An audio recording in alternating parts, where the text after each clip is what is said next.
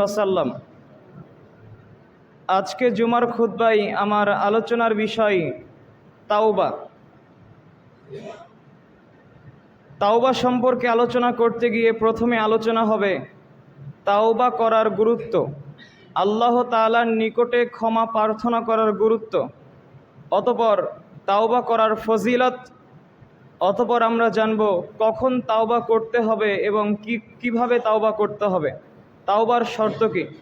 সময় সাপেক্ষে এই কয়েকটি পয়েন্টের আলোকে আলোকপাত করার চেষ্টা করব ইনশাআল্লাহ। প্রথমে আমরা দেখি তাওবা শব্দের অর্থ কী। তাওবা শব্দের আবিধানিক অর্থ প্রত্যাবর্তন করা, ফিরে আসা, অনুশোচনা করা, ক্ষমা প্রার্থনা করা।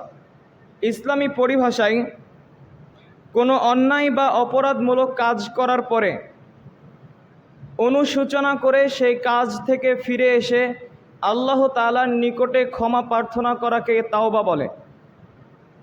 যখন আমরা গত জুমায় জেনেছি আল্লাহ সুবহানাহু ওয়া তাআলা মেহেরবান, দয়াবান, আমাদেরকে ক্ষমা করে দিতে চান, তখন কোনো পাপী বান্দার এরকম হওয়া সমীচীন নয় যে সে তাওবা না করেই থেকে যাবে। যখন আল্লাহ সুবহানাহু ওয়া তাআলা গফফার, তখন আমাদের প্রত্যেকের উচিত তার কাছে তাওবা করা। আমরা যে গুনাহ করে থাকি সেই গুনাহ থেকে আল্লাহ সুবহানাহু ওয়া তাআলার নিকটে পরিত্রাণ চাওয়া আমাদের প্রত্যেকের ব্যক্তিগত দায়িত্ব। পৃথিবীর শুরু থেকে এবং যিনি পৃথিবীর প্রথম মানুষ, তিনার থেকেই ভুল শুরু হয়েছে এবং তখন থেকে তাওবা শুরু হয়েছে। আল্লাহ তাআলা আদম আলাইহিস সালামকে সৃষ্টি করলেন, অতঃপর বললেন তুমি এবং তোমার স্ত্রী মিলে জান্নাতে থাকো এবং জান্নাতে তোমাদের যা খুশি তাই খাও, তবে ফালা তাকরাবা হাযিহি শাজারা, তোমরা এই গাছের নিকটে আসবা না। সেই গাছের ফল হারাম ছিল বিষয়টি এমন নয়, তবে আল্লাহ তাআলা পরীক্ষা করছেন আদম আলাইহিস সালাম আল্লাহ তাআলার কথা শুনেন কিনা। অতঃপর আদম আলাইহিস সালাম এবং হাওয়া আলাইহিস সালাম যখন জান্নাতে থাকতে লাগলেন, এক পর্যায়ে শয়তান এসে তিনাদের ধোঁকা দিলেন এবং তিনারা দুইজন শয়তানের ধোঁকায় পতিত হয়ে ভুলবশত গাছের ফল খেয়ে ফেললেন। যখন আদম আলাইহিস সালাম এবং হাওয়া আলাইহিস সালাম জান্নাতের ওই নিষিদ্ধ গাছের ফল খেয়েছে, তখন আল্লাহ সুবহানাহু ওয়া তাআলা তাদেরকে স্মরণ করিয়ে দিলেন যে তাদেরকে এই গাছের ফল খেতে নিষেধ করা হয়েছিল। এরপরে তাদেরকে দুনিয়াতে পাঠিয়ে দেওয়া হলো।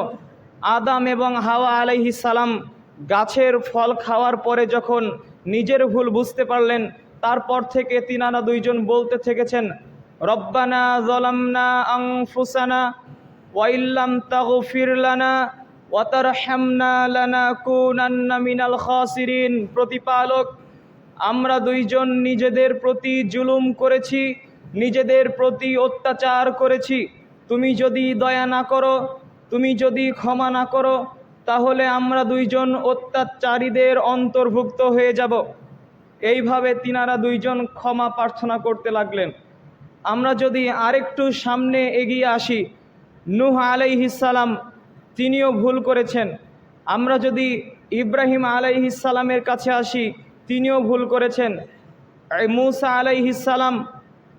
আলাইহিস সালাম কোনো এক সময় রাস্তা দিয়ে হাঁটছিলেন, তখন তিনি দেখলেন দুইজন ব্যক্তি ঝগড়া করছে, মারামারি করছে। সেই দুইজনের মধ্যে একজন ছিল মুসা আলাইহিস সালামের দলের লোক, আরেকজন ছিল ফেরাউনের দলের লোক। তখন মুসা আলাইহিস সালামের দলের লোক মুসা আলাইহিস সালামের নিকটে তার শত্রুপক্ষের লোকের নিকট থেকে আশ্রয় চাইল, সাহায্য চাইল। তখন মুসা আলাইহিস সালাম এক থাপ্পড় মারলেন শত্রু দলের লোককে। এক থাপ্পড় মারাতেই কাজ হয়ে গেছে, লোকটা মৃত্যুবরণ করেছে। এক থাপ্পড়েই কি হয়েছে? মৃত্যুবরণ করেছে। যখন মুসা আলাইহিস সালামের এক থাপ্পড়ে লোকটি মৃত্যুবরণ করল, মুসা আলাইহিস সালাম অতঃপর থেকে মৃত্যু পর্যন্ত বলতে থাকলেন, রব্বি ইন্নী যালামতু নাফসি ফাগফিরলি, প্রতিপালক, আমি নিজের ওপর অত্যাচার করেছি, নিজের উপর জুলুম করেছি, সুতরাং তুমি আমাকে ক্ষমা করো। ঈসা আলাইহিস সালাম তিনারও ভুল ছিল। তো নবী মানুষ হওয়ার পরেও তিনারা ভুল করেছেন। পৃথিবীর সর্বপ্রথম মানুষ আদম আলাইহিস সালাম তিনিও ভুল করেছেন। তো আমরাও ভুল করব, এটা আমাদের সৃষ্টিজাতগত বৈশিষ্ট্য। আদম আলাইহিস সালাম ভুল করেছেন, তার সন্তান অনুযায়ী আমরাও ভুল করব। তবে ভুল করেই থেকে যাওয়া যাবে না, ভুল করার পরে কি করতে হবে? তাওবা করতে হবে। আদম আলাইহিস সালাম তাওবা করেছেন, নূহ আলাইহিস সালাম, ইব্রাহিম আলাইহিস সালাম, মূসা, ঈসা সমস্ত নবীরা ভুল করার পরে তাওবা করেছেন। কিন্তু তিনারা তাওবা করার পরে নিশ্চিত নন যে আসলে আমার তাওবা কবুল হয়েছে কি হয় নাই। যার প্রমাণ একটি হাদিস বহন করে, বিচারের মাঠে যখন আমরা আদম আলাইহিস সালামের নিকটে যাব এবং গিয়ে বলবো, আংতা আদম, আপনি হলেন আদম, আবুন নাস, আপনি মানুষের পিতা, খালাকাকাল্লাহু বিয়াদিহি, আল্লাহ আপনাকে নিজ হাতে সৃষ্টি করেছেন এবং আল্লাহ তাআলা আপনাকে জান্নাতে রেখেছেন, আপনাকে সমস্ত কিছুর নাম শিক্ষা দিয়েছেন, ফেরেশতা দিয়ে সিজদা করিয়েছেন, আপনি অনেক সম্মানিত মানুষ, আল্লাহর নিকটে একটু বলুন আল্লাহ সুবহানাহু ওয়া তাআলা যেন আমাদের উপর দয়া করে, তিনি যেন বিচার শুরু করে। তখন আদম আলাইহিস সালাম বলবেন, আল্লাহ তাআলা বলেছিলেন আদম ফল খেও না, কিন্তু আমি ভুল করে খেয়ে ফেলেছিলাম, আমার যে কি হয় আমি নিজেই বুঝি না, যাও তোমরা নূহের কাছে যাও। অতঃপর যখন আমরা নূহ আলাইহিস সালামের নিকটে যাব, নূহ আলাইহিস সালাম অক্ষমতা প্রকাশ করে বলবেন, যাও তোমরা ইব্রাহিমের নিকটে যাও। অতঃপর যখন আমরা ইব্রাহিম আলাইহিস সালামের নিকটে যাব, ইব্রাহিম আলাইহিস সালাম বলবেন, দুনিয়াতে আমি 3টা মিথ্যা কথা বলেছিলাম, আমার যে কি হয় আমি নিজেই বুঝি না, যাও তোমরা মূসার কাছে যাও। মূসা আলাইহিস সালামের কাছে আমরা যখন যাব, মূসা আলাইহিস সালাম অক্ষমতা প্রকাশ করে বলবেন, দুনিয়াতে আমি একজন লোককে 1 থাপ্পড় দিয়ে মেরে ফেলেছিলাম, আমার ক্ষমা হয় কিনা, যাও তোমরা ঈসার কাছে যাও। ঈসা আলাইহিস সালামের কাছে যখন আমরা যাব, ঈসা আলাইহিস সালাম তিনিও অক্ষমতা প্রকাশ করে বলবেন, যাও তোমরা মুহাম্মদ সাল্লাল্লাহু আলাইহি ওয়াসাল্লামের কাছে যাও। যখন আমরা সকলে মুহাম্মদ সাল্লাল্লাহু আলাইহি ওয়াসাল্লামের নিকটে আসব, তখন মুহাম্মদ সাল্লাল্লাহু আলাইহি ওয়াসাল্লাম সরাসরি আল্লাহর নিকটে শাফায়াত করবেন না, তিনি সিজদায় লুটিয়ে পড়বেন, আল্লাহর প্রশংসা করবেন, তার স্তুতি বর্ণনা করবেন।